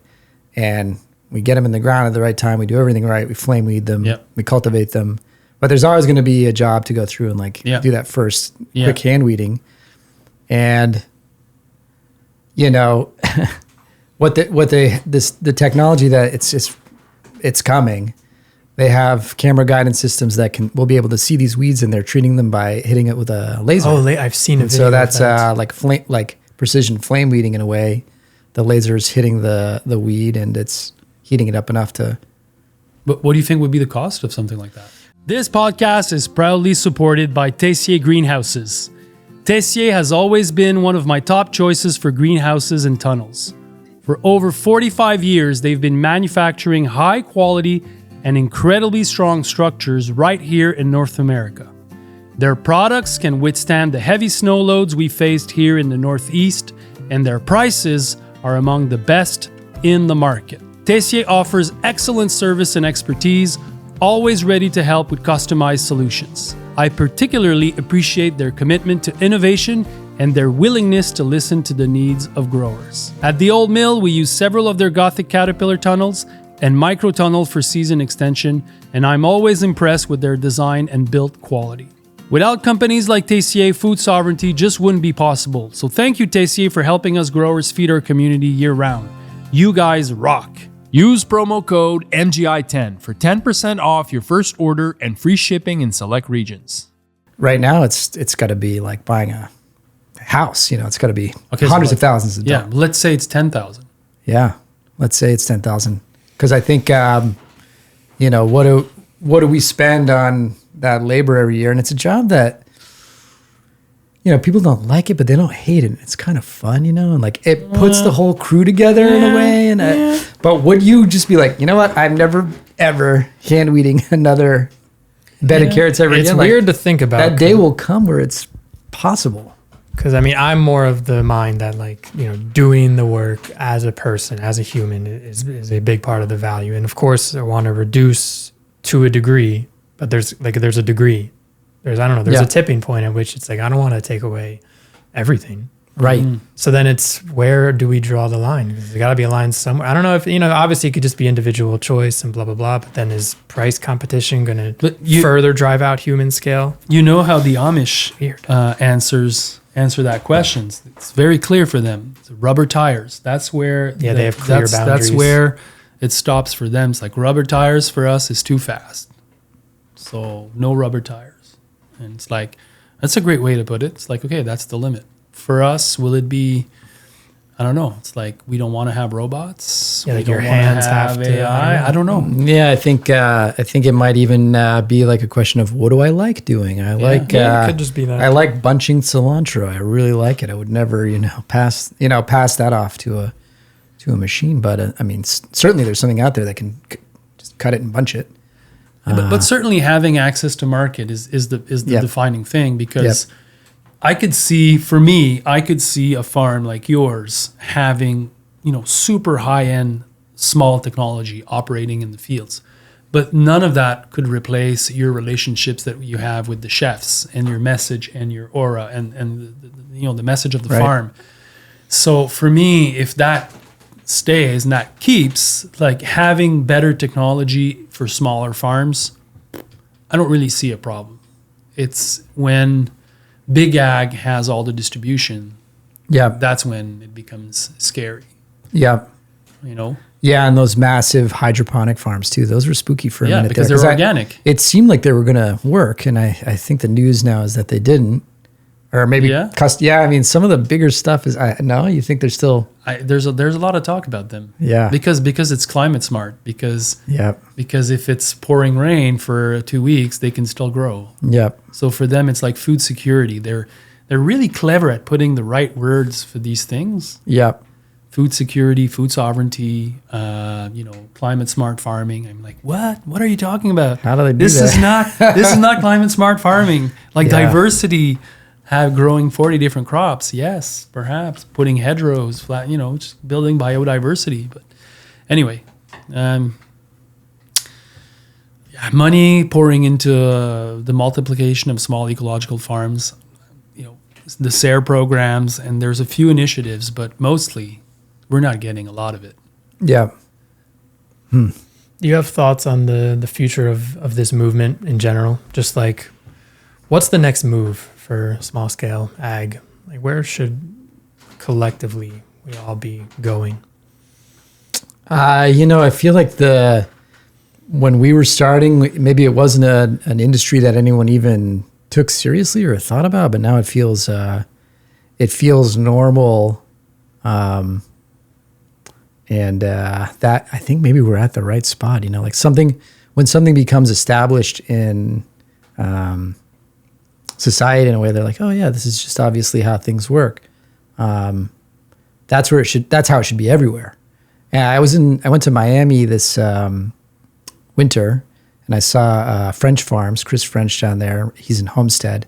There's this huge agricultural area just south of Miami. Interesting. So wild. Weird. And, they're growing all the house plants for, I don't know, also, food, flowers, things like that. But I was astonished. I was like, wow, look at this incredible agricultural zone. And just listening to them talk about the market in Miami, I was like, there has got to be an infinite market there. And maybe they just don't quite have the attitude yet, or the feeling of, we need to be sourcing everything we can from these local producers that are right down the road from Miami. It was incredible. So maybe that's the next step, is just to establish this thing so firmly that Food hubs. Yeah, or just, everywhere you go, that people need to know that there's a food shed in your region, and that needs to be primary to how things should work. But a lot of the world hasn't lost that. You know what I mean? If you go to, I've spent a lot of time in Central America in the last few years, and they don't really have a notion of, we need to bring this back, because it's never gone away. They still have local production. So I think maybe we were recovering lost ground still. I don't know where it goes after that. Maybe, I'm curious, what do you think? Have you got you have any visions? That's a good question. It's a good question. It's a good question. The mirroring here happening. It's a never-ending thought, really. I kind of relate to a lot of what you're saying. I don't go back as far as you do in the farming scene, but I came into it in 2015. And I don't know, it felt revolutionary to me, but also just because of where I was coming from. And for me, it answered a lot of the questions that I had prior to that point. And I wonder how many more people are out there. The whole outdoor rec world, the whole camp, all these different niches of people that love nature, for instance, or love food, I guess. But I just had this feeling that my desire to always go camping on the weekends and do outdoor rec was just simply rooted in the fact that I wanted to be connected with nature. And once I found farming, I was like, a lot of that stuff, I no longer really was desiring it, because my entire life was checking the boxes. And I want that to continue, that for more people to see that there's this whole world that maybe they're not aware of, and it's not just a little niche. It can be your whole world. Yeah, it's real and established, and you can participate in it, and people are making a living. And doing this work, and it's real, and it's not and you don't have to necessarily be a player. You could be supporting cast. You can be in the world and you're so welcome because you're going to drive it off. I don't know. I think you just need to keep, I mean, I guess it's not really a new move. It's just keep going is all we have to keep doing. Yeah, we're so aware now all the time of the future. Like this is the future is this thing, you know, and it's like looming over us in every decision we make, and how things change and the new habits we adopt and how technology is changing. You know, humans didn't have the future like to deal with like we do. And there's climate change. There's all these like factors that have come into this, the future idea. But, and, you know, we can imagine, I think we should be imagining what we want it to be like. And this is it just needs better branding. It needs to, and like, there needs to be like a better, somebody needs to like tell the story before it happens. And the only kind of thing I've seen, like there's like, people have like taken the aesthetic of something like cyberpunk, I guess you would call it, where the future is dystopic and we're driving these like super fast like motorcycles in Tokyo, and it's raining and there's smog and a war has happened maybe. So like this is this aesthetic of like a dystopic future. Yeah. And I've heard of this, and I don't know if this is the right or even very good branding, but I've heard of something called solar punk, which is the answer to cyberpunk, where you have community-based with technology woven into like a natural ecosystem-focused society where, you know, it's more of an aesthetic thing, kind of like cyberpunk, where you'll see houses along a stream with tilapia, and there's a green roof, and maybe there's like a little robot drone like clipping a tomato or something. It's like an artist's like concept. Yeah. But it made me realize I saw this and I was like, wow, we're not creating an aesthetic or an idea or telling a story about what we want this thing to be. It's right now it's just gloom and doom. Yeah, it's going to be a mess. You know, the robots are going to take all our jobs. These things they're coming, you know, maybe if they, or maybe, you know, maybe society collapses, but I really doubt it. Our culture is so divided. Yeah. And maybe what do we want to see happen? How will it look and feel? And like, what do we want to participate in? Oh, that reminds me of a question I asked you the first episode we did, which was if you could imagine a kind of environment you would just hate to live in, like whether it's like a very specific thing, whether it's, I don't know, a suburb in a particular area that you're aware of, like how would that environment have to change for you then to be like, now I want to live there. Now it's good. I mean, have you been to, what's that place outside of Santa Barbara? There's that really great farm there in that suburban neighborhood in Golitas. I don't know. I can't think of what it's called. But so right outside of Santa Barbara, there's suburbs to the horizon. And they've got this great little like beautiful veggie farm with like the avocado orchard. It's like fenced in. Michael Abelman, I think. Was he? Okay, that was many moons ago. Michael Abelman had a farm there. Yeah, in California. If you ever go to see it, you're like, holy crap! Like this is so great because you're in it's like those cookie cutter suburbia. Yeah, and they have this great farm, and it just really like changes the whole game. And I'm sure people love it. You know, it's like it's crazy. It stinks. There's chickens and tractors and stuff, but it seems to have done well. And are you kind of saying that in that otherwise, you know, I'll call it desolate because that's how I see it. But like in that landscape, just creating that one little that little oasis of made. Boy, I don't know. I see like suburban North America is tough.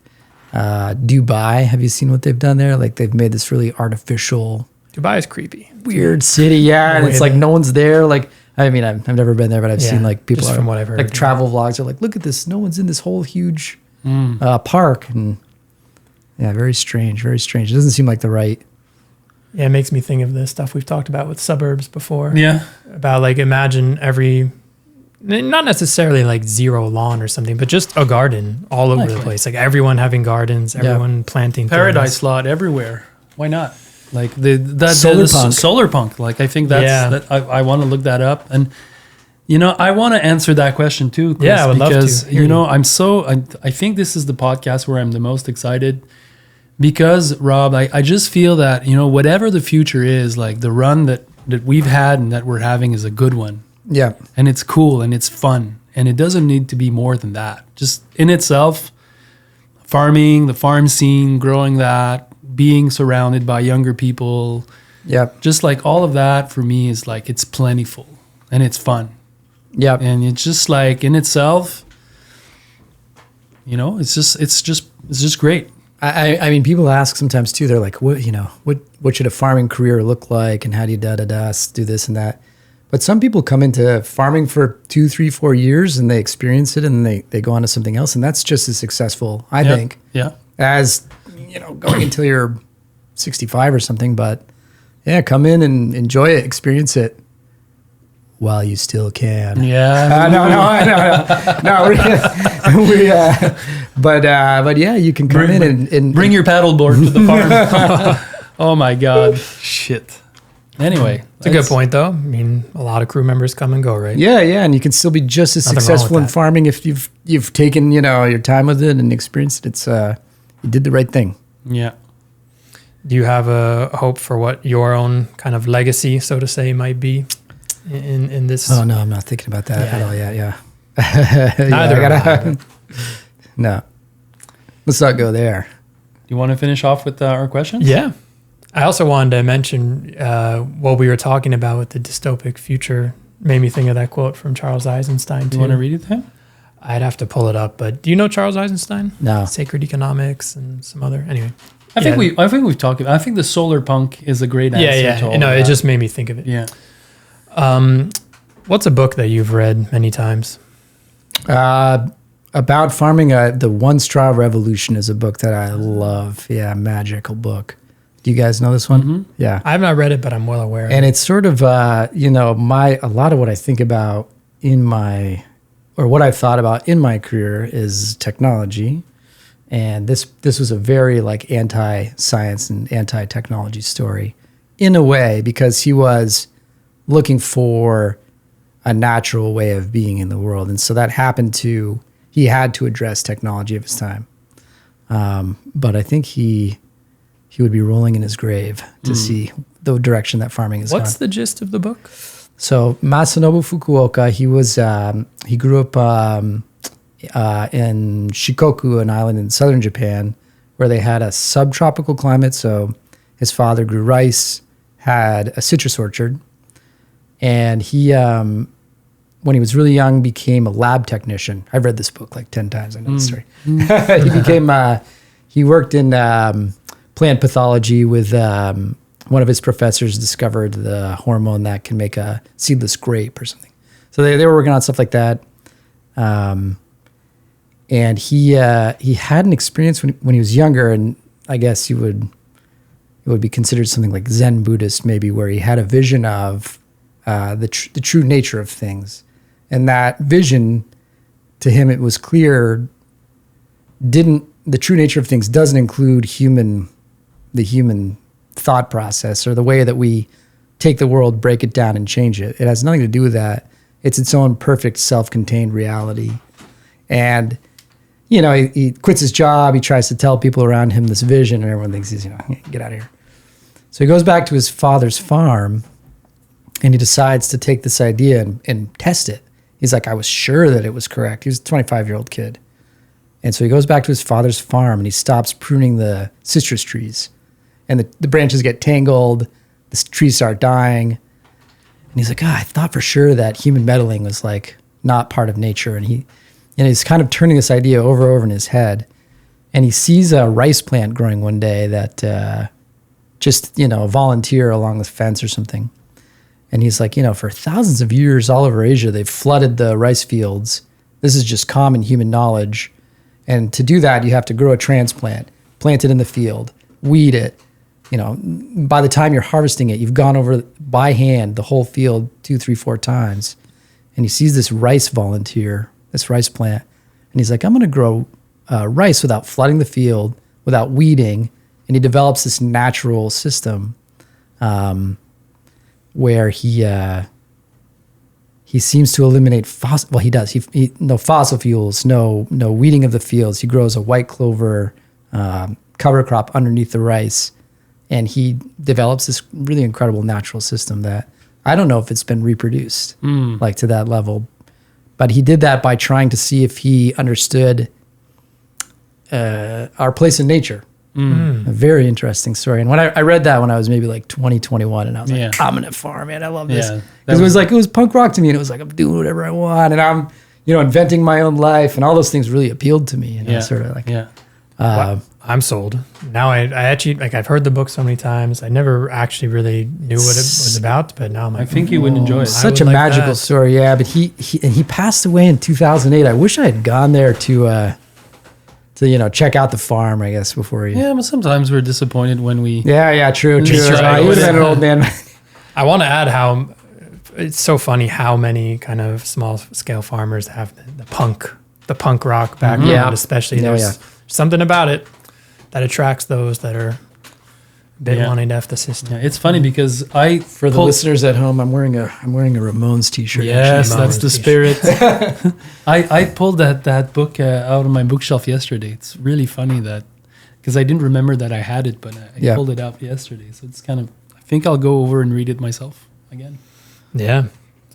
What's some advice you heard? Let's go to Japan. You guys want to go to Japan? Yes, I want to go to Japan. I'm learning some. I'm about a year in on the basics of learning the language. I want to be able to, order a beer, and get some basic stuff done. But I really want to go check out the farms. I want to go to Japan. The farm seems so cool, and like there's I don't know, just the way they present themselves. There's a goofiness to what they're doing, but it's, The guy that was in the greenhouse this morning. Yeah, Tatsuaka. Yeah, from Japan. Cool. He's our get. He's the plug. Is he the plug? He's the plug. Let's go, man. Yeah, I would love to go. Because I think that in Japan they've scaled down farming, so everything is small scale, and they have great technology. They never went big.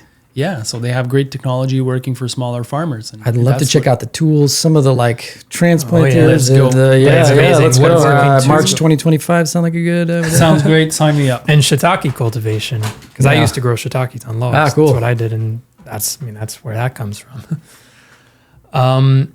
What's some advice you heard when you were really young that you only really appreciated much later in life?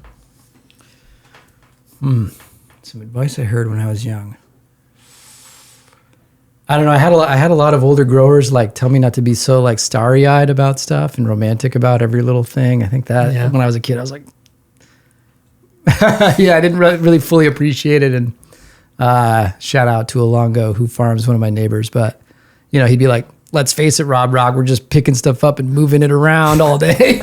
And I don't think as a kid I was like, oh man, I was, how can you say something like that? But no, I kind of get it. Yeah, there is an aspect to there's an aspect to what we do that is a little bit like, geez, man, you are picking up boxes of moving around. Yeah, that's something. That reminds me of a chef I used to know. He would say everything I make ends up in the toilet. Ooh, yeah. But it was. He was the number one supporter of local farms in our region. But it's just, I don't know. There's a bit of I don't know. It feels like weathered people kind of have some of these perspectives that are a bit more nuanced, I guess you could say. Yeah, weathered people. Yeah, yeah. They've been through the storms. And what advice do you often give to people, if there's anything that stands out to you? Oh, I'm relentlessly telling people to have a little develop side skills, learn some carpentry, learn some metalworking, I really, really would love to see more people use the computer to design stuff. It's a little harder, but why is that?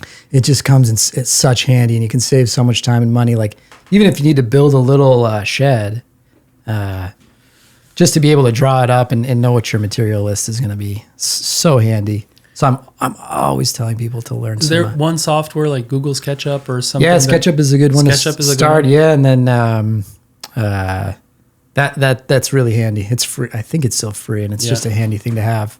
And then if you want to get into more complicated tool design, some of the stronger CAD software, like SolidWorks, is you can get a maker's license for $100 a year, and you can get pretty good. To that 3D printed gear I showed you earlier, you could get to that level in 25, 30 hours of practice. We're not talking about quit your job for a year type of thing. Very handy computers, handy thing to know a little bit about. Yeah. Welding, right? Welding has been really handy. I don't know. Yeah, so that's one of my. I don't know. You can make a learn stirrup hoe in a pinch, like just with some learn basic, concurrent or learn parallel skills to the farm. I think is my get some financial literacy really early, especially if you're running the business. So important. Yeah. I think people are. Could you tell me a bit more about that? I don't know. Maybe there's like an allergy to even just making basic projections for what you'd like to. It's amazing how if you say in the spring, I want to have sales that look like this. I want to do $100,000 in sales. It happens. It's so crazy. Boom. But you have to do it. You have to make that plan, and then you're kind of like, oh yeah, we're almost there. Like it's working. Especially if you can follow the steps, and then it's like this feedback that. You think it's because a lot of also young growers are.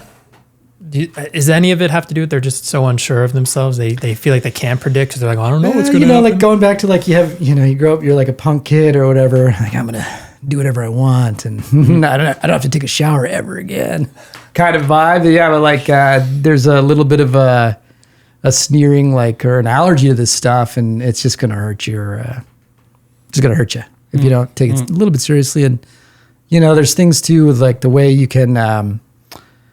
This is a great example. Like we use a rewards card to buy. We don't buy a single anything without getting a reward on it. We pay our credit card bill every month. No, yep. We never pay any interest. But we take the reward, and it's a credit card, and you have to sign up for a credit card to get it. And people are like, I'm not doing that. I'm like, well, I don't know. It's like worth. I'm going to Maui. For a month on the points. You're going to get a free plane ticket, or it's worth over the next 10 years. It could be worth thousands and thousands of dollars just to instead of writing a check or paying cash. Right. Yeah. I think I don't want to like if someone does have a personal objection to that, I think that's fine. But you can say what you think. Yeah. It's not the route that you would take. No. Yeah. You gotta be smart. Keep your cash for when you need it. Borrow the money when you can. Yep. What are people not talking about enough? What are people not talking about enough? The future that they want. I think it really does come back to that, and then being like more active in designing it. Because I think the vibe right now is really like what's going to happen, and I think it's something we like we don't have agency in. We don't have any. Yeah. There's just going to be this faceless thing that just sort of dictates what and there'll be. I like that how you say it, being active. Designing it. Yeah. Being a part of it. Because it's we're humans, and so everything that's around us is just made up by somebody. None of it's dictated by. Yeah, I mean our entire system of of government and money. It's all roads just made it like up. this didn't exist 70 years ago. A lot of them, yeah, right. It's like these were small roads. You'd see small farms, and it's like this is all new. Yeah. As you're thinking about that, is it related at all to the fact that you are a designer at heart? Like you like to design. Yeah, maybe, so you think kind of about design things, you imagine you have and more agency than you really do. I guess maybe that's no. I think you actually. I think you realize you have the amount of agency that you do have, but most people don't realize how much they maybe have because they're not making anything. So like, I don't know, it's just an interesting parallel. I thought the way you use the word design. People aren't. Here's the thing: people aren't talking about enough. Is like bringing there's so many differences in people generally in the way we think politically or. People aren't talking about the way back at all. Like we've just accepted that everything's gone one way and the other. But what's the end game with that? That can't go on forever and ever. And what's the road back? And there's places we connect still. And I always love. This gets in all kinds of territory that I don't. But when you're farming.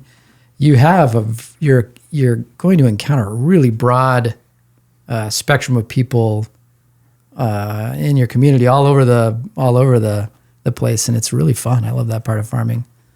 I mean, people they're not all lefties. There's right, for sure, different socioeconomic status. It's not a saying that people aren't talking about, but it's a way that people aren't talking, and I think that's just with nuance. Like it's just we were losing nuance so much, and more in the just because of the way we communicate online. The soundbite is the way.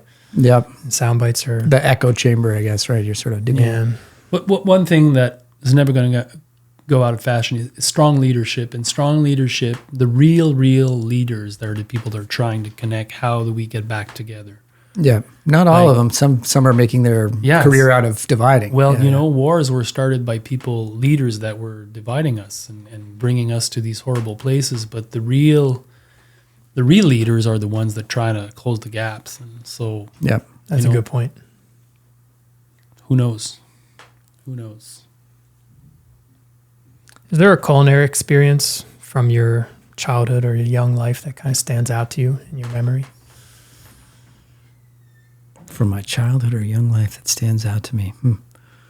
Not necessarily an exact moment, but like, I don't know. Yeah, I mean, I guess, you grow a relationship you had. Yeah, growing up with food in the U.S. in the 80s, there was just, it was a junk food bonanza. And I don't know what else to really say about it. I think, though, there was definitely, because you could go and, eat a strawberry, out of my parents would take us to that kind of stuff. And you'd be like, what the hell is this? When you pick it, but I don't think that was formative or anything.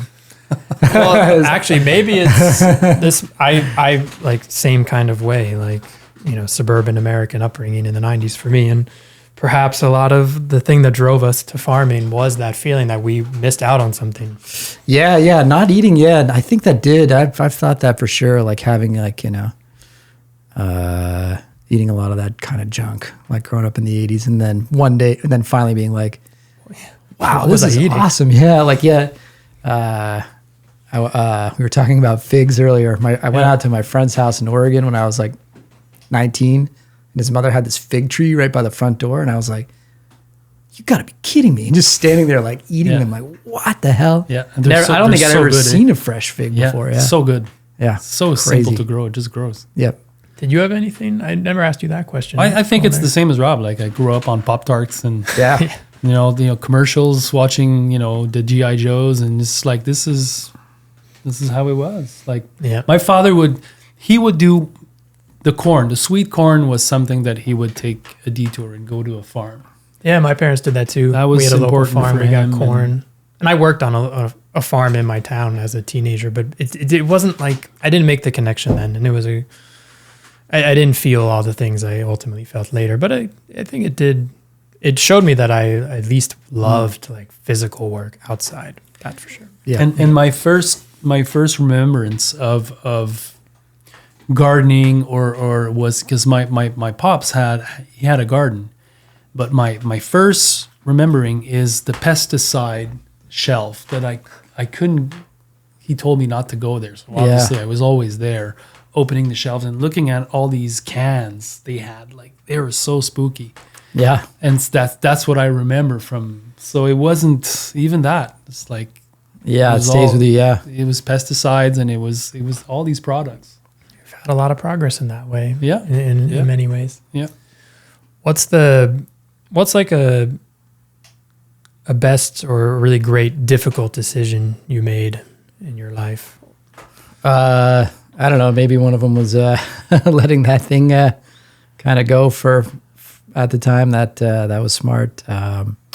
Your tool. Yeah.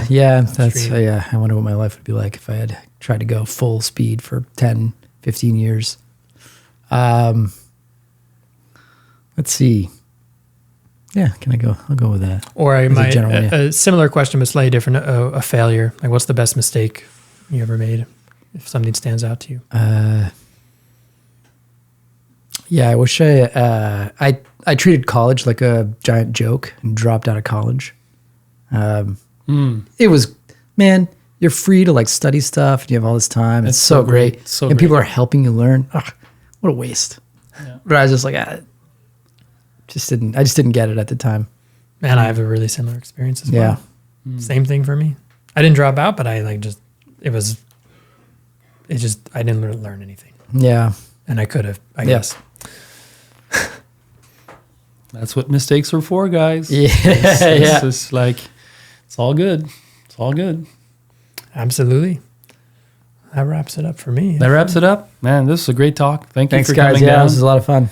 And so we're going to the party, the Pitchfork Pitchfork Fest. Pitchfork Fest. We're there.